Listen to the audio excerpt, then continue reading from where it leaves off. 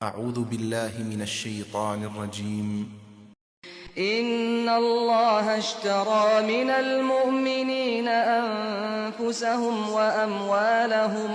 وأموالهم بأن لهم الجنة يقاتلون في سبيل الله فيقتلون ويقتلون وعدا عليه حقا في التوراة والإنجيل والقرآن ومن أوفى بعهده من الله فاستبشروا ببيعكم الذي بايعتم به وذلك هو الفوز العظيم.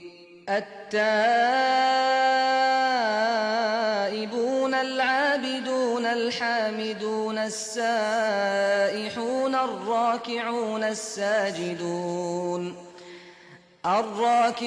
الساجدون الآمرون بالمعروف والناهون عن المنكر والحافظون لحدود الله وبشر المؤمنين.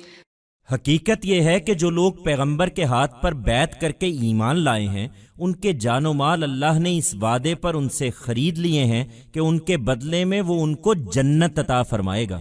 وہ اللہ کی راہ میں لڑتے ہیں پھر مارتے ہیں اور مارے جاتے ہیں.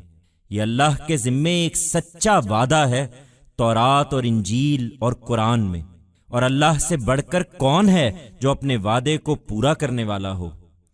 سو اپنے اس سودے پر خوشی مناؤ جو تم نے اللہ سے کیا ہے. یاد رکھو یہی سب سے بڑی کامیابی ہے.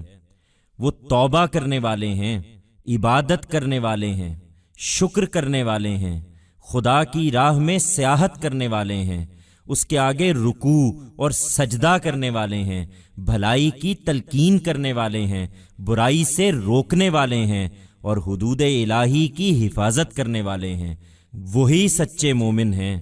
اے پیغمبر اور ان مومنوں کو خوشخبری دے دو. In reality, those who have professed faith, by making a pledge with the messenger, their person and wealth have been bought by God with the promise that in return he shall grant paradise to them. They fight in the way of God, slay others, and are slain. This is a true promise incumbent upon God in the Torah, in the Gospel and in the Quran. And who can be truer in fulfilling his promise than God?